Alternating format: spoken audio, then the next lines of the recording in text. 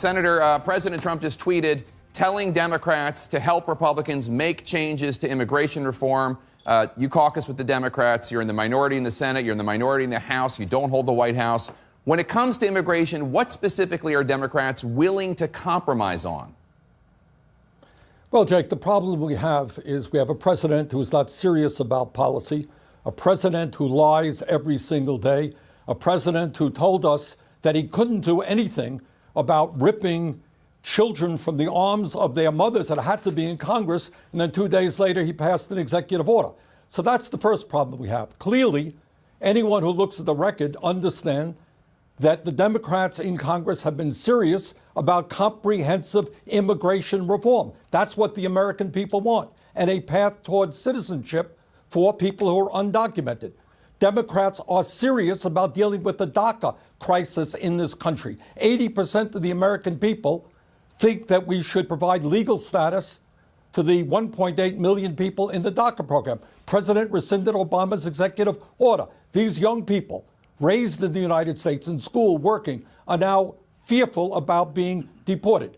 So what we need is comprehensive immigration reform.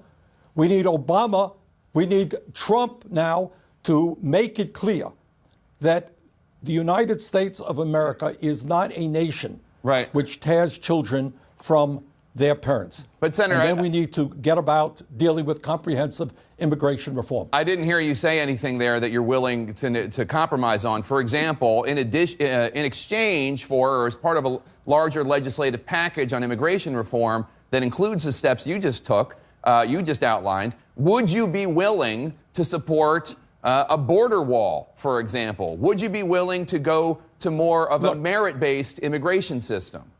Jake, I held my nose and very reluctantly voted for some money for a border wall. That's what we voted for. We couldn't get even that legislation passed because it protected the young people in DACA. We had minimal amount of Republican support. But let us be very clear. What the president is now trying to do is to divide the American people up, whether it is, in this case, immigration, whether it is the needs of African Americans, whether it is the needs of minorities in general. What he's trying to do is divide us up and not focusing on the real issues that impact the American people. Well, immigration is a very important issue, but so is the rising cost of health care. So is the fact that we pay the highest prices in the world for prescription drugs. So is the fact Trump talks about the needs of the American worker. You got millions of people working longer hours for low wages.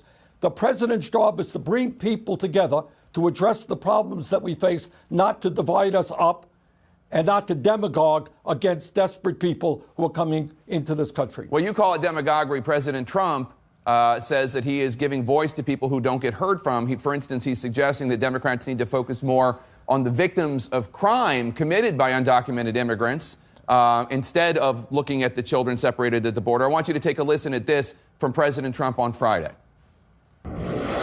These are the stories that Democrats and people that are weak on immigration, they don't want to discuss, they don't want to hear, they don't want to see, they don't want to talk about. How do you respond to President Trump making that argument? How come Democrats... Go ahead. I respond in two ways. Number one is I understand that the crime rate among undocumented people is actually lower than the general population. Number two, where was Trump bemoaning the fact that we had a guy in Las Vegas shooting down dozens and dozens of Americans? We had a young American walking into a high school in Parkland, Florida, shooting down kids. Crime is terrible. Murder is terrible. Let's deal with those issues, and let's not suggest that the only causes of crime are coming from undocumented people. But once again, what our job is a government is to address the issues facing the American people. And time again, Jake, we have a president who lied to the American people, a president who told us he was going to take on the pharmaceutical industry. He lied. Drug prices are going up all across this country. He was going to guarantee during his campaign health care to everybody. More and more people have no health insurance. The cost of health care is going up. Unemployment is low.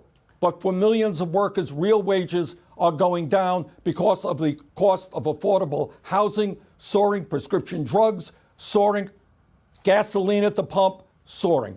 So, Senator, I want to ask you, several Democrats were tweeting recently about this photograph of showing children, undocumented children, in a government holding cell. It turns out the photograph was taken in 2014 under the Obama administration during the unaccompanied minors crisis from that year. Now reports say undocumented children in government custody in Virginia were allegedly beaten and left in solitary confinement. Again, that was under the Obama administration. How do you respond to critics who say Democrats only seem to start caring about these children under Trump?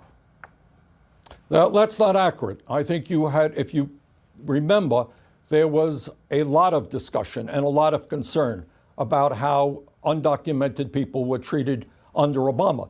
But under Obama, there was not a policy that says if you are a mom with a little boy coming over the country, we're going to grab that boy, put him into a detention center, which will clearly cause long-term psychological problems for that kid. That was not the policies of the Obama administration. That must never be the policies of the United States of America.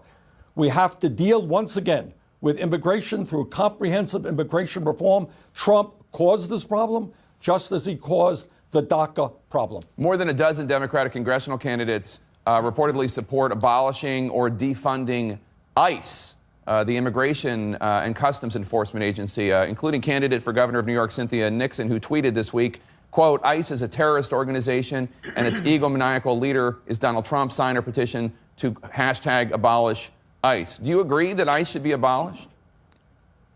I think what we need is to create policies which deal with immigration in a rational way. And a rational way is not locking children up in detention centers or separating them from their mothers. What we need is Trump to sit down with members of Congress and work on a rational program which deals with a serious issue.